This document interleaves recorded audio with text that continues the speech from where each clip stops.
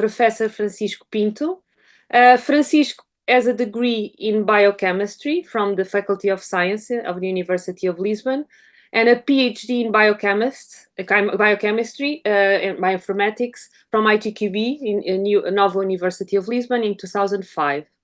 From 2005 to 2008, he was a postdoctoral researcher at IMM from the Faculty of Medicine in Lisbon.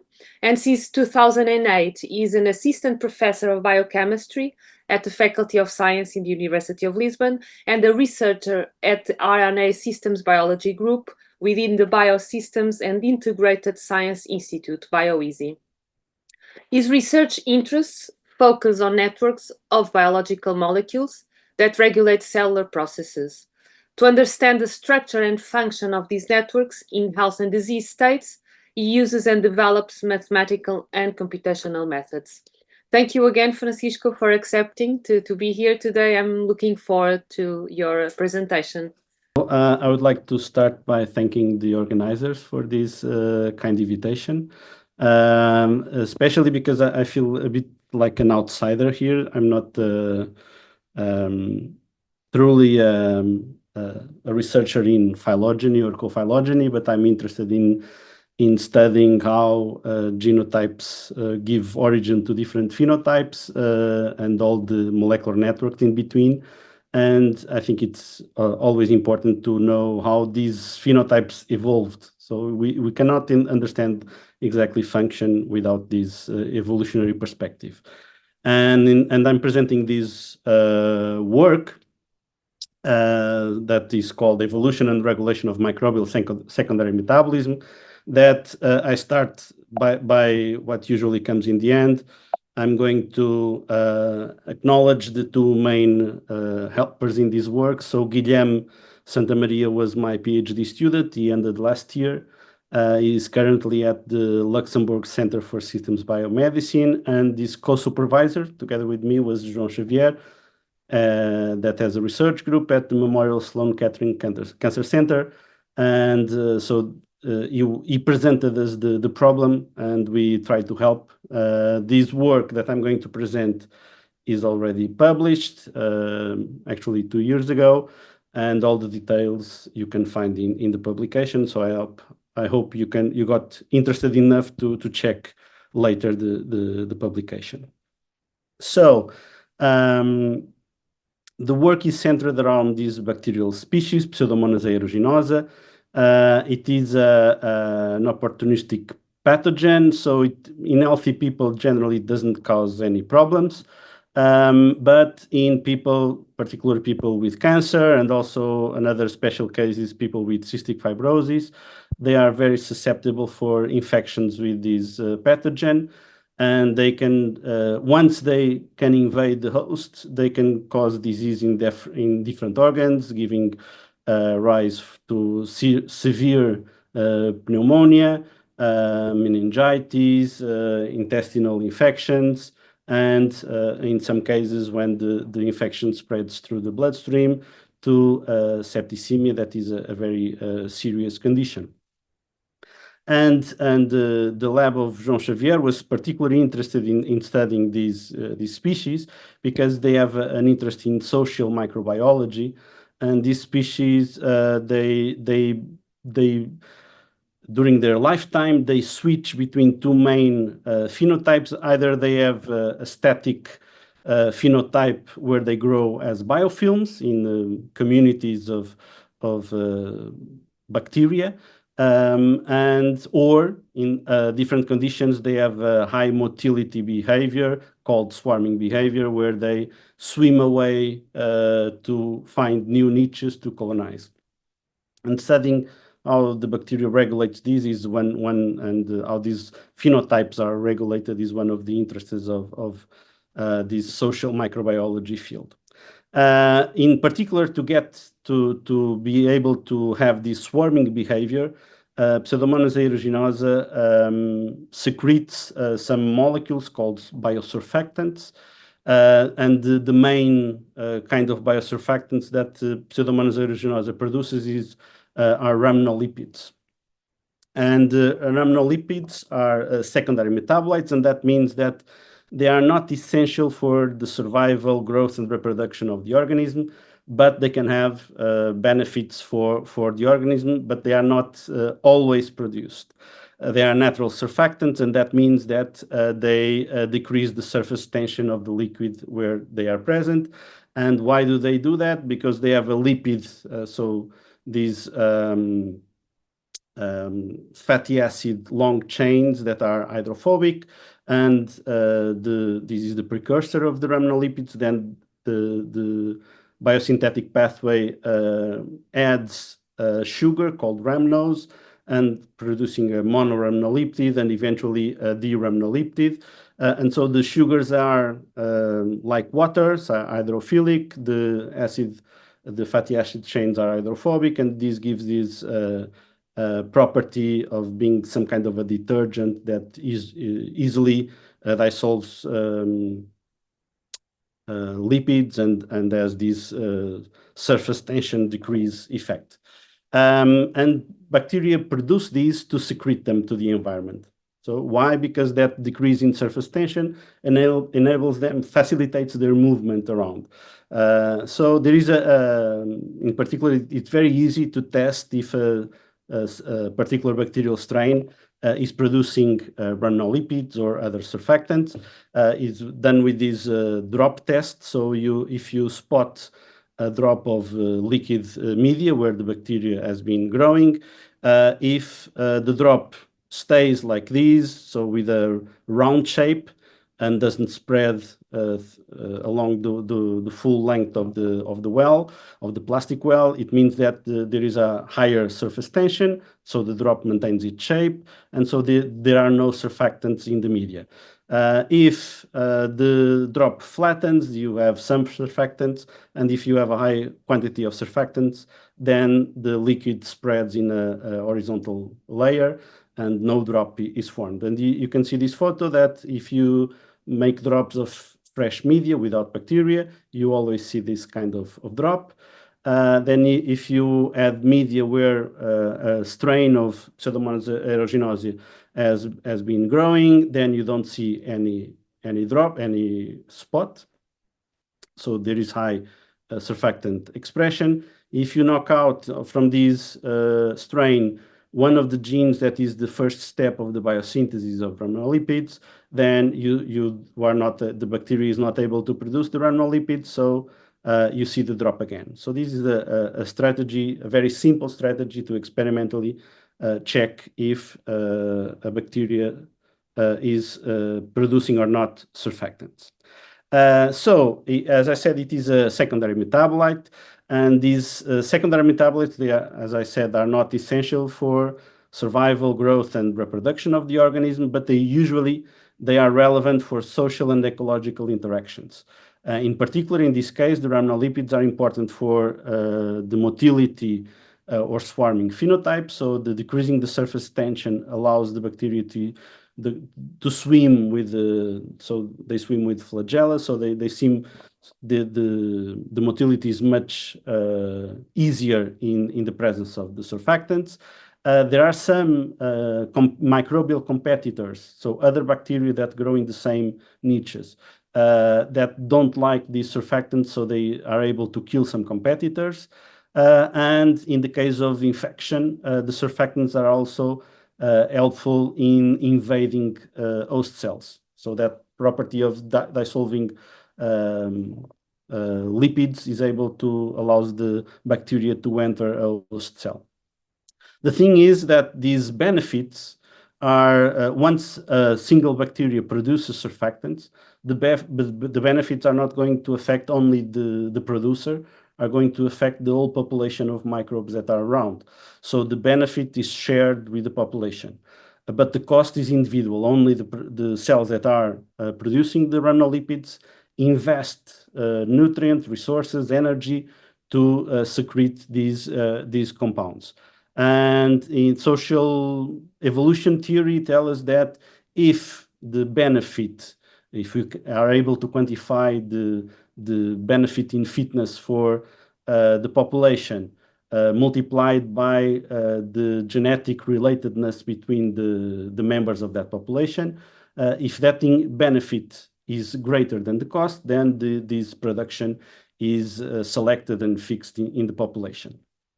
And bacteria regulate the synthesis of these metabolites in a way either to increase the benefit for the population or to decrease the costs for the individual. So the synthesis is highly regulated. Usually it is called the metabolic prudence strategy. So they only synthesize these rhamnolipids when they get positive signals from quorum sensing systems. So quorum sensing systems are a way that the bacteria receive signals from neighboring cells of the same species.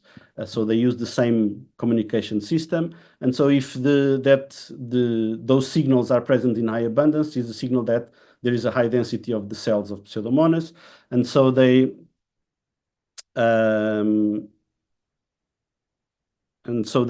are able to synthesize the rhamnolipids, and there is a sufficiently dense population to benefit from the rhamnolipids production.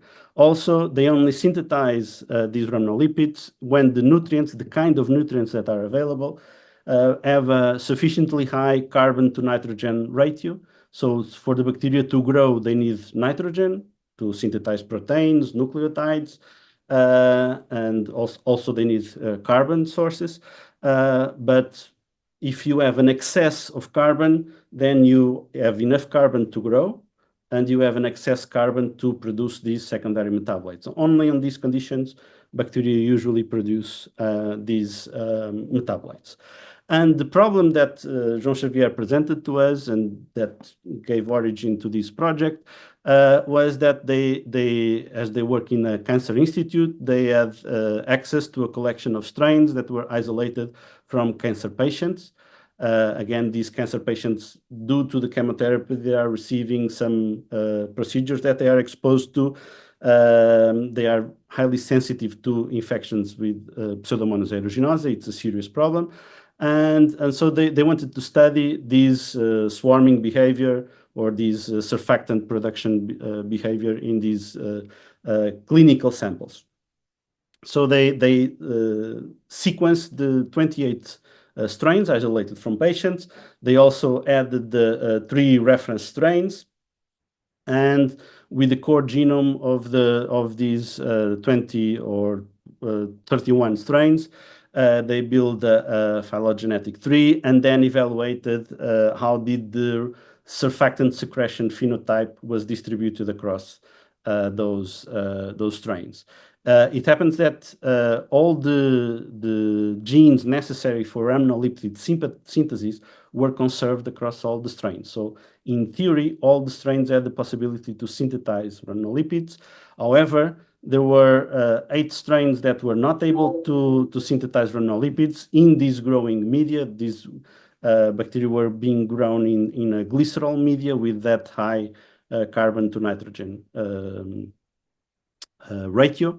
And there were also some strains with a moderate capacity to synthesize and secrete surfactants. And there was no clear grouping of the strains that were able to secrete surfactants across the phylogenetic tree. You see that there are some groups of very similar in terms of sequence bacteria, but they have a diverse phenotype. So that was the thing. Also, the phenotype was not correlated with the tissue where the bacteria were isolated from. And that was another option to explain why some bacteria secrete surfactants and others don't. So there was it was kind of a puzzle, and we tried to answer that puzzle. So we also looked at the accessory genome. So the phylogeny was done with the common genes across all the strains analyzed. In the accessory genome, we have around 8,000 genes. Only 300 were only absent in non-producers, but there was no common pattern among the non-producers. And when we tried to see if the present-absent profile of these accessory genes could explain the phenotypes, there was no clear separation between the 3 groups, the non-producers, intermediate producers, and the high surfactant producers. So we were not able, using this genetic information, to separate the strains in these groups. The different strains were also studied in terms of their growth curves, again in glycerol minimal media, and looking at the curves, some of the strains looked a little bit different. So in this graph, the blue lines are the non-producers, and the orange lines are the producers and high producers and intermediate producers. And so it was not easy to find a striking difference. In the end, the maximum density was not significantly different between the two groups. But we tried to explore if we could find some difference in the growth curves. And we applied two strategies. One was this non-negative matrix factorization. So we decomposed each growth curve into a weighted sum of three basis functions. And then it was possible to identify one of the basis functions, strains that were non-producers that had a significantly lower weight of this component than the others. The other two basis functions were not statistically significant, different between the two groups. But at least we saw that here in this basis function that you see that the main difference is the slope here in the beginning of the growth. So this was different between the two groups of strains. And we also divided the growth curve into three phases, excluding the lag phase. So the beginning of the exponential phase, the middle and end of the exponential phase, and then the stationary phase. And for each of these regions of the growth curve, we extracted some parameters of the growth, like the specific absolute growth rate, the duration of each phase, and all that, and use the random forest algorithm to try to classify with these parameters of the three growth phases which strains were non-producers and which strains were producers. And in fact, the main variable that allowed the separation between the two groups was the maximum absolute specific growth rate of the first phase, of the beginning of the exponential phase. And this was significantly different between producers and non-producers. So this was a difference that we could correlate with the surfactant secretion phenotype. But it was strange because the surfactants are usually produced at the late exponential phase or beginning of stationary phase, and not in the beginning of the exponential phase. So it seems that the difference between these two types of strains is not being caused by the production or not of surfactants, but it's something that acts earlier. So we went on to try to find differences between these groups of strains, and we tried the metabolomic approach. So we quantified intercellular metabolites in all these strains growing in glycerol minimal media in the initial growth phase, initial exponential phase. And in the metabolomic data was much easier to separate the two groups. So even in a simple principal component analysis, we already saw some separation. And applying this partial least square regression, we could find linear combinations of metabolite abundances that could really discriminate and significantly separate the group of non-producers from the group of strains that were able to produce rhamnolipids. And those metabolites that contributed more to this separation were involved in the TCA cycle, in the pentose phosphate pathway, and in amino acid metabolism. And some of them individually, we could test that they had a significantly different abundance in the two groups.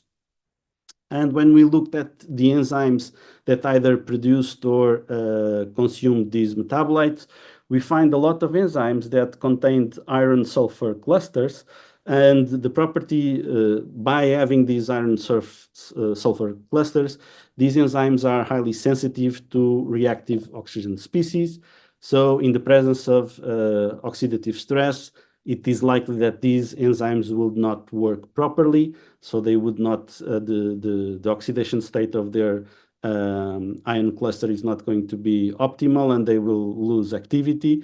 And in part, that was we hypothesized that was what was happening. So in the strains that were not able to produce surfactants, apparently they were suffering oxidative stress even before or in the initial of the exponential growth phase.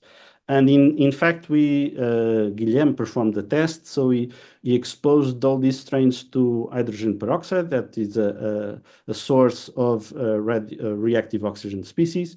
And he measured through a fluorescent assay the amount of hydrogen peroxide in the media a long time when in the presence of the different strains. And in fact, we could see that here the blue lines are from strains that are not able to secrete surfactants, and they were not able to remove hydrogen peroxide from the media as efficiently as the producers, either the high producers or the moderate producers of rhamnolipids. And a statistical model, we could measure that in the comparison between the high producers and the non-producers, the high producers were significantly more efficient in the removal of hydrogen peroxide. And this was also true for the moderate producers of rhamnolipids. So we knew that these strains, they were different because they did not produce surfactants. They were different because they were less efficient removing oxidative stress, and that was leaving a mark in their metabolome. And so we used the genome scale metabolic model. So these models predict the steady state flux distribution of all organism metabolic networks. We simulated media conditions similar to the ones that we were using with a high carbon to nitrogen rate. You can see here that in the top plots, we are plotting the specific growth rate, the maximum growth rate of these bacteria. And you see that if the media has a lower carbon to nitrogen ratio, the bacteria can achieve a higher growth. But with the high carbon to nitrogen ratio, there is a plateau. And this plateau happens in a range of flux production of, in this case, NADH or NADPH or glutathione. So all these are molecules that cells use as reducing power. That is important for biosynthesis, but is also important for dealing with oxidative stress. Namely, glutathione is used to reduce hydrogen peroxide, for example. But then to regenerate the glutathione, you have to produce more NADPH or more NADH to be able to regenerate the glutathione. And we also checked that we fixed that in the model, we fixed the rate of production of these species, of these molecules, and we were able to see that the overflow or the secretion of some carbon molecules, carbon like pyruvate, lactate, acetate, but also the rhamnolipids that we are interested. It is only possible, so the metabolic network is only possible to sustain the secretion of these molecules if the rate of production of these reducing power molecules is within that homeostatic range that allows the maximum growth rate. If you go below or above this rate of production, you get decay in the growth rate, and you lose the capability to secrete these secondary metabolites. So in the case of rhamnolipids, these are secondary metabolites. The others are not secondary metabolites. So this model allowed us to link these different observations that these strains were apparently suffering from higher oxidative stress affecting their metabolome, showed slower growth in a specific phase of their growth curve, and they were not able to produce surfactants. So the theory that arises from this is that, in fact, the inconsistency that we were observing in the phylogenetic tree was not a real inconsistency. So some strains, we don't know why, but some strains have differences that make them less efficient at maintaining redox homeostasis.